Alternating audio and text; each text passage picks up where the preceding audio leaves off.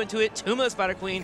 We'll see if the monkeys can deliver. Yeah, they're just going in and saying, hey, we're going to do what we're going to do, and either it works out or it doesn't, but we are done with just putting insane pressure on ourselves. Doesn't work out for us, hasn't done so in the past. So far we're getting the results that we want, the results that we need, and we're just playing our own style. And the Menagerie with the first pick in the first ban here in game number 1, Tomb of the Spider Queen. Dignitas, of course, we have seen a lot of bans in there, and against Tracer, against Genji, those have been the 2 staple bans that we've seen so far in Phase 2 of 2018. Are the monkeys going to mirror that? Or will we see a bit of a change in priorities here, especially with Urel these days dominating the side lane and rising in priority for all the teams? It feels like it's got to be a Genji ban here if Monkey's going to go a traditional route, especially with Dignitas wanting to move into the Genji pretty often. But something that I'm actually worried / interested into is whether or not the Malfurion is going to be a big pick here for Dignitas. It's fallen off for a lot of our teams so far in HGC. I think Deckard is a really good option here on Tomb of the Spider Queen as well, so you can always flex into him on the support role if you want to prioritize that. Genji banned out immediately. It's actually taking a lot of time for that pick, and for Dignitas, of course, the question is still remaining. Tracer ban, yes or no? If you don't ban Tracer, what else do you ban? But these are the 2 bans that we've seen most of the time. I think Tracer was actually banned by now 27 times. She's banned in 71% of the games that are being played in HGC Europe right now. Oof, poor Tracer mains. Not being able to play their Tracer. Other things that you can possibly think about here, Urel. Dignitas themselves have mentioned that they love Urel, they want to play with her. Wubby is really enjoying that character and wanting to bring her to the mix, but we haven't seen her from the monkeys quite yet. Yeah. Wubby has actually been playing Urel in all of his warm-up games here today when he was playing Hero League, grinding it out, warming up for the series. Was visible on some of the streams. Other players have been streaming, and he's been on Urel in nearly every single game that I caught there. And he wants to play Urel. You know that already. The question just is Alex going to contest that? Yeah. Since Alex has already been talking a lot of smack and saying, like, Wubby, I'm going to come for you. So we're going to find out if that's going to be the case. But as expected, Tracer banned out. But both of the teams a little bit hesitant to snap lock these first bans here. Monkeys thinking about their first pick, and they go with the Malfurion. They'll take it away. Something that Dignitas is willing to pick up in the past, but as you mentioned, they have been enjoying the Deckard Cain life as of late. Yeah, exactly. So Deckard Cain is something that I would expect Xaylia to pick up.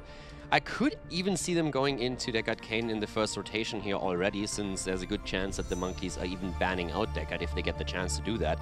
So I wouldn't be shocked to see Dignitas head into, let's say, Urel and Deckard as a combo even, trying to get 2 high priority picks for themselves. There's of course really good alternatives now too, especially on Tomb of the Spider Queen. But given the priority that teams have given Urel and how much Dignitas has been playing Deckard lately, that would make sense for them. Wondering about any other possibilities they can get. Deckard and Urel are the 2 that I would normally go to, as you just mentioned. But other wave clear heroes that could be good here. Johanna, if you really want to pick up a Chromie early too, that could be a fix. Ooh, Phoenix also is someone that has been getting a lot of love lately. And Team Dignitas believe that he is worthy of a 1-2 pick as Urel and Phoenix come out. And they'll leave the support up for later. So they take Urel, they let Deckard go for now. And again, that has been a go-to pick. There's definitely other supports that you can take. We have seen Karazim appear a lot more often. We've seen, of course, also that you can play a bit more around Rhaegar now that he got buffed as well. So for the monkeys, after the double pick that they're heading into, the question that I have is still, are you going to target Deckard Cain or are you going for something else? Frontline is another issue, because you know that Dignitas plays a lot with Stitches on the map, they play a lot with Muradin here, and then you have Johanna to consider too. So monkeys could in theory also pick one of the main tanks now, and then simply go into a ban on the back end against the frontline. Now there's another hero that of course still floats around in the back of our heads, and that's Chromie, so you need to be careful about her. She's been oftentimes banned out in the second rotation, and that's still one of the potential picks for Dignitas. So it's going to be pretty interesting to see what exactly the monkeys are going to ban out. There's the Johanna we were looking for. And I was wondering about Gul'dan. We haven't seen Gul'dan in forever. And if anyone was to bring it back, I feel like the monkeys would do so with Crosby, willing to play the Gul'dan. But he does enjoy his own Hanzo here. So Hanzo comes out, gives him a little bit of wave clear, and matches pretty well with the Johanna in terms of trying to force a fight into a condemn. So nice foundation here for monkeys. 4th and 5th pick will, of course, line up their roster well. And now to the bans. For Dignitas, actually, I haven't really thought too much about Dignitas' ban, but they could target the offlane. They could target Alex specifically. Then again, for me, it's always a question, can you really target Alex? He plays so much weird stuff and has such a weird priority oftentimes into what he wants to play in these games. He's not necessarily the one that makes the final call on these decisions, but it's pretty difficult to ban him out in any way. So you could also just simply target additional damage. and that's what they do. Chromie, as mentioned before, is a really good ban on the map and usually comes in on ban number 2. So Chromie gets targeted here. And now, for me personally, just a question. Do you ban Deca? Do you ban the support? Do you try to push Xaylia away from the zone control? Or what are you going to head into here? Other options, you could look to possibly banning out a Muradin as well, which is up for Team Dignitas. Has been a strong main front tank here for a lot of our characters. Team Dignitas will have to bolster out a little bit of wave clear on the end of their draft. They do go the Muradin route, but it has been one that they have favored as of late. And you also need to think about heroes like Stitches. You need to think about a couple of other options as well that could synergize with Phoenix, but they go for Deckard Kane. And I really like this, given that they took Malfurion away, so they're targeting Xaylia now, and Xaylia has, first of all, been fantastic on Malfurion, but he has also really improved on Deckard Kane. He already showed at the mid-season brawl that he likes the hero, and he transitioned that over into Phase 2 of 2018, played the hero more and more with a lot of success, so it makes a lot of sense for the Monkeys to target that. Karazim coming in doesn't really come as a shock either. We already talked about him a bit earlier when we were mentioning the, I don't want to call it support choke, but the support's being targeted here.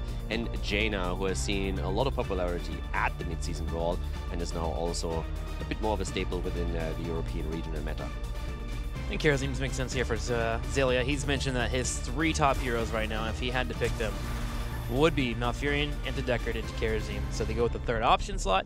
Thrall and Dahaka comes out for that 4th and 5th pickup. So you get some wave clear with Dahaka. Get a little bit of experience where you can continue to soak as you need to. Looks like a lot of the pressure here is going to be on Hanzo though to land some arrows for Thrall to follow up onto. Monkey's going to need to have a solid early game. Yeah, I would actually prefer for them to go into either... I mean, you can play around the Stitches composition if you want to, or go instead into Muradin. There is still Diablo that floats around here, but I think Diablo would have a bit of a rougher time once the Thrall reaches his 16 and Alex makes the adjustment into Alpha Wolf. So this is one of the things where I feel having an escape tool would help them really a lot to keep him alive. So would probably prefer for them to pick Muradin here, but again, Stitches has been a hero that they can use. They have Jaina for blow up. They don't really have a lot of lockdown after a hook, but if they execute a really quick 7-sided and Jaina damage, they should still be able to blow targets up. So it's still an option. Yeah, the slows from Jaina and Garrosh. Enough. Ooh, they go into Garrosh instead. Kind of forgot about him, to be honest, but I would have still expected them to go into Muradin with how much JPL likes the hero here. But Garrosh isn't bad either. Good throw into the back, Jaina with the damage. Garrosh throw into the 7-sided is actually a really fantastic tool here. They don't have a lockdown with a Root or Stukov's Silence, but they still have a very, very quick blow-up potential against anyone that gets thrown into the backline. Yeah, and Garrosh actually feels kind of nice here. The only major poke that you're terrified of is Hanzo, but Thrall, of course, Chain Lightning, unless he goes for a full engage, which you can dodge out with Indomitable, you're fine. And then you have Dahaka and Johanna, which really don't put out that much poke. So Garrosh actually has a pretty solid time staying alive here, despite them having a Karazim, which isn't the biggest burst stealer that we have here in the HGC. So Garrosh actually kind of fits pretty nicely here. Yeah, and also, again, the priority on Urel. We talked about her throughout the last 2 weeks, but especially this weekend with the buffs, she is a lot more dominant than she was before, and Wooby is now playing her again. So we're gonna watch out for her, go about the build a little bit more. But yeah, Urel has been absolutely fantastic, creating a lot of opportunities, disrupting any kind of coordination on the opponent's team, and with the tankiness that she brings to the table, she's doing exceptionally well. Oh, pretty solid wave clear too. I mean, she just kind of really checks all the marks you need for a top laner. Sustain, wave clear, the ability not to die, and then if you have the chance to add on top of that, the ability to force fights in. If she's able to get a nice flank, she has that ability. Let's get ready here for game number 1 as we get ready to move into Entomb Spider Queen. If there was one team that you had to pick quickly on the draft, who would you pick here, Caldor? I mean, it's still Dignitas. All day, every day? Execution level. No. Especially after the performance they showed at the mid-season brawl. If they bring their A game, it's tough to beat. And the only thing that the Monkeys have going for them right now is just that we have no pressure. We are going to play, and we just follow through with that. It worked against other teams. They nearly took down Team Liquid as well. So let's find out if they can take a few maps off Dignitas. On the left in the blue, it will be Team Dignitas. Wubby playing Urel, Xaylia on Karazim, JPL on Garrosh, Poink on Jaina, and Snitch to play Phoenix. And of course, towards the other side of the map, on the right, we have the Monkeys. We see Crosby at this point on Hanzo, Make himself on the frontline Dehaka, Alex the Pro G, aka the Monkey King on Thrall, Remaball on Johanna, and last but not least, Splendor, the new addition to the team on Malfurion. Splendor doing pretty well last week. I had a couple of moments where he was picked out from Malfurion, but other than that, his play has been cleaned up really well. So fitting in nicely here with the Monkeys, as he has transition teams. Obviously, he used to be on Team Liquid. Team Dignitas starting to slow down this rotation a little bit here, even body blocking their minion waves, making sure that Monkey can't step up and get a drag, which Monkey goes for, but misses out. Yeah, already a bit of a root happening here. Okay, so let's see how this is going to work out for the Monkeys this time. I mean, this is the big one. You go up against the toughest team in HGC Europe at this point. And Dignitas, they have shown a little bit of weakness in the first maps. It's a bit of a curse that they need some time to really warm up and get into their own flow. But then they come back with a vengeance here. And this is a team where you can't make any mistakes. If you make a mistake, they are going to take you down. So the Monkeys need to be careful. Very frontline heavy setup that they're running here with 3 melees, Dehaka, Thrall, and Johanna. And especially Dehaka is already suffering a bit down here at the bot lane. And I have to admit, I'm a little bit disappointed from Alex. Like, he is dodging the 1v1 versus Wooby, doesn't really respect the 1 versus 1. I'm not quite sure if I can agree with that decision making here. For me, I actually enjoy the decision making because he has gone from facing off against Wooby to facing off against Snitch, the one that he was trying to trash talk during the week, which means that that actual battle will happen on the field in front of our eyes. So that is actually a big move for him. So we're switching the battle up a bit? Okay, I'm okay with that too. Yeah, bringing the fight, kind of backing up his bark a little bit here, bringing a little bit of bite. I mean, the thing is also, even if Alex loses the team, loses the fight with his team, if he gets a kill against Snitch, you know he's going to talk smack. Yeah, all week. It's like, yeah, we might have lost, but did you see how I killed Snitch? Like, that'll be the name of his stream title. Got 3-0'd by Dignitas, but I killed Snitch. Enjoy the stream. Yeah, so there's a lot of pressure on Snitch right now. Can't even get killed, even if you win the game. Well, so far, Team Dignitas is doing well with the pressure, as they have been getting the upper hand in the wave clear. Granted, on the other side here for the Monkeys, they're working on that level 1 quest from Hanzo, as well as Thrall. Thrall is 2 stacks away from finishing that Echo of the Elements. Looking over to Crosby, sitting out of the 8 of 20 that he needs. So they're just stacking up here, setting up for that mid-game where they hope to really power spike around a level 10. Yeah, Alex is doing really, really well with the stacking. He's 2 minutes, and like, he's done. 2 minutes and 23 seconds into the game, he's done with his Echo of the Elements, so that is pretty fantastic here from him, and allows him, of course, to, from here on out, start poking heroes a lot more aggressively instead of focusing on the minion wave itself. Over to the stacks available for Dignitas. Jaina sitting at about 600 of the trait that she needs to finish off. Only saying a few region globes so far, about 6 so far. That's one of the things that you can do with Jaina, is make sure you continue to wave clear and focus on those region globes. Have your tank step up and grab those region globes, and typically you can finish that probably pretty quickly. Currently right now sitting at 9 stacks, 6 here for JPL on his level 1. Nightcam comes out early for Dignitas, trying to put a little bit of pressure on the map. Now, typically, you're not at this early in the game trying to grab these turrets. If you can, great. But what we're trying to do is buy a little space so you can go for a turn-in. And Dignitas gets that turn-in. 36 to 36 here against the Monkeys. And we've been also talking a bit about the build for Urel, and we'll be currently on level 4 going into Aegis of Light. So it's the extra armor that you grant allied heroes once that you use your Avenging Wrath. We have also Marat's Insight on 1, and this is the typical talent that you are going to see on Urel, just simply because it gives her the extra sustain that you need as a solo laner. So it's all about casting basic abilities, and then you heal yourself a little bit more with your auto attacks. So the lane sustain is really crucial. So Mara's Insight is the talent if you plan to run Urel on the solo lane, which is the standard to go for. Nice drag here by Marquez. They're trying to put the damage in. Zelia's low, but can jump out. Both of the teams still with a lot of aggression and the exact same amount of gems delivered. But what stands out to me a bit is that we haven't really seen any major moves onto the mercenary camp at the bottom of the map. We have seen the night camp taken by Dignitas, but none of the teams was heading for the Siege Giants yet. There was a major point of contention for a lot of these teams in the recent past, trying to grab that early, but it oftentimes gets invaded, since once a hero disappears from the map, or even 2, the opponent knows what's up and will try and invade and take you down and steal the camp away. Especially when you consider the Monkeys comp. If Thrall or Hanzo were to leave, which would be the main candidates before level 7 that you would send over to grab those giants, you're definitely going to go chase them down. It'll get easier at level 7 when Feeding Frenzy comes online for Dehaka. He can then drag that giant camp and be able to clear it up pretty quickly. So we may see him try to sneak it down. But Dignitas is making a play here for that turn-in. Crosby doing the same, though, as he goes in for his 8 gems. Wants to turn in on the top side, but Dignitas gets the interrupt. And Crosby is interrupting the entire time with his arrows here with no problem whatsoever. Poik with the wave clear here. Nice move against Alex, though, and the Monkey King might be in trouble. But immediately Rimmer Baller has his back, moves in, pops the trade, and makes sure that with the Condemn, he just pushes everyone away from Alex. The problem, of course, being that at the same time, the problem for Dignitas that is, that at the same time the Monkeys were still able to confirm their own turn-in, so now we have the first objective, but the kill against Hanzo is a fantastic start here for Dignitas into the first push attempt by the Monkey Menagerie. And of course, at the same time, JPL with a great move here, making sure that Poik didn't fall in the counter-attack. Yeah, JPL just made two incredible plays there. First off, finding the kill, as you mentioned, but saving Poik allows for the team to keep all 5 up. And you need Jane to stay alive during this Web Weaver phase, as you need her to clear out these queens as soon as possible. And you see Poik already starting to do so here in the middle, which allows Phoenix to stay in the top lane. Team Dignitas shouldn't suffer too many casualties, and it kind of is shown in the experience lead, actually, as they go up to 8.25. And remember, they have a turn-in available right after this, too, so they can jump up to level 10 if they're able to get it.